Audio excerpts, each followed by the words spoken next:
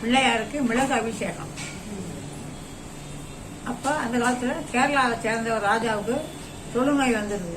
தொழுநோய்னா குஷ்டரோகம் சொல்றாங்க இல்லையா, அந்த தொழுநோய் வந்தோன்னா அவர் அதில் ரொம்ப கஷ்டப்படுறாரு.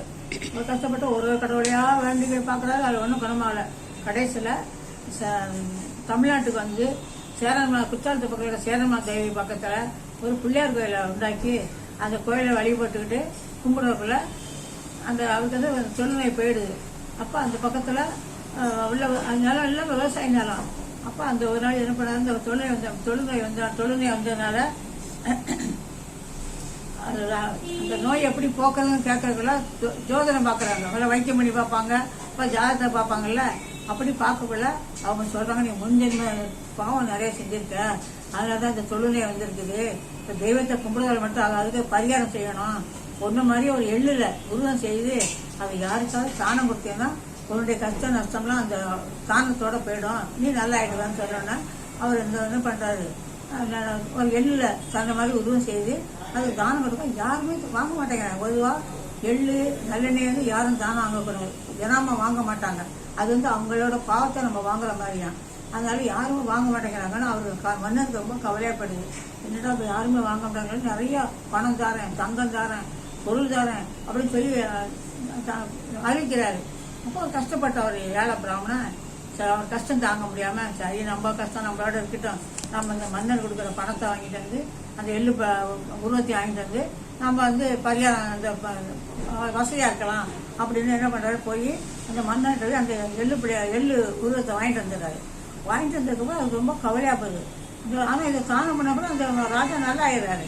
இவருக்கு வந்து நம்ம பிள்ளை வாழ்ந்து வந்தோமே, இப்போ நம்ம குடும்பம் நம்ம பிள்ளைகள்லாம் நல்லபடியா இருக்கணுமே, இப்போ இதை நம்ம என்ன செய்யறது அப்படின்னு புதிய முறையில் அகத்தியமனோட போய் வழி வைக்கிறாரா, என்ன செய்யறது, நான் வந்து இந்த பாவத்தெல்லாம் வாங்கிட்டு வந்தேனே, எப்படி நான் கரைக்கிறது, எனக்கு வந்து மனது வாங்கிட்டேனே, இப்போ எனக்கு மனது நிம்மதியாதான் கேட்கறதுல அவர் சொல்றாரு, நீங்க மலையோட்டி இறங்கி போகும்போது ஒரு பசுமாட்டை பார்ப்பேன், அது பசுமாடு பின்னாலே போ, அது எங்க உட்காருதோ அந்த இடத்துல ஒரு கிணறு தோண்டு, அது எங்க சாணி போடுதோ அந்த இடத்துல ஒரு அணையை கட்டு, அது எங்க ஒண்ணுக்கு போகுதோ அந்த இடத்துல மடை போடு, அப்படி அது போற பின்னாலே போய் அதெல்லாம் செய்யுன்னு சொன்னோன்னா இவரும் அது வரும்போது பசுமாடு ஒரு எதுக்க வருது, அந்த மாடு பின்னாலே அவர் போறாரு, அது ஒரு இடத்துல சாணம் போடுது, ஒன்று அந்த இடத்துல பெரிய வெட்டி பெரிய குளம் மாதிரி ஆக்குறாரு.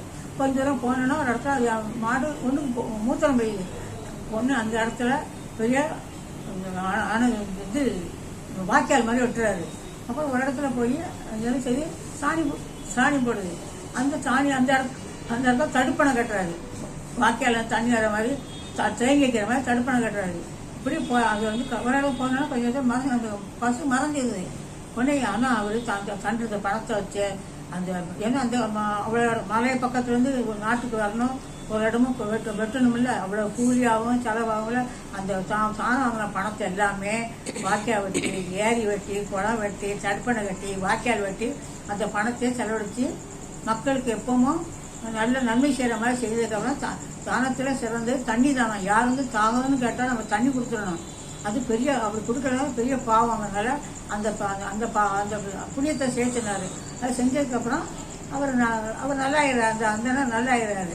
அப்போ ஒரு தடவை 4-5 வருஷம் மழையே பெய்யல அந்த ஊர்ல. அந்த ஊர் தான் சேரன்மாதேவிங்கிற ஊர். மழையே பெய்யாதனால அப்போ மக்கள்லாம் சலிக்கிறாங்க, காலையிலாம யாரு தண்ணி இல்லை, தண்ணி இல்லை, தண்ணி இல்லாம சலிக்கிறப்ப அப்போ வந்து பிள்ளையார் அந்த பிள்ளையார் கட்டி வணங்குனால அந்த பிள்ளையார் போய் கேட்கிறப்போ ஒரு ஆசிரியர் சொல்லுது, பிள்ளையார ரொம்ப உஷ்ணமா இருக்கிறாரு, அவரை குழுவப்படுத்தணும். அது குழுவப்படுத்த விளக்கு வந்து ரொம்ப குளிர்ச்சி தரக்கூடியது, அதனால அவரை குழுவப்படுத்துங்கன்னா அவர் என்ன பண்றாங்க, அந்த நம்ம மிளகு அரைச்சி அதை பூசி அருகம்புல்ல வச்சு அவருக்கு அபிஷேகம் பண்றாங்க. அது அபிஷேகம் பண்ண மழை கொட்ட ஆரம்பிச்சிட்டு, தொட்டு வியாதி நிறைஞ்சிது, குளம் நிறைஞ்சிது, வாய்க்கால் நிறைஞ்சிருது, மதுரை நிறைஞ்சிது, தடுப்பணம் எல்லாம் நிறைஞ்சு போகுது. அப்புறம் அவர் வந்து இன்னைக்கும் அந்த மழை வரலன்னா பார்ப்பாங்க, ஒரு வருஷம் பார்ப்பாங்க, இல்லாட்டி உடனே அந்த பிள்ளையாருக்கு போய் மிளகு அரைச்சி அந்த சர்ப்பக்குடல அவருக்கு மாலை போட்டு அந்த அபிஷேகம் பண்ணா மழை கட்டாயமா வருது அப்படிங்கறத நம்பிக்கை.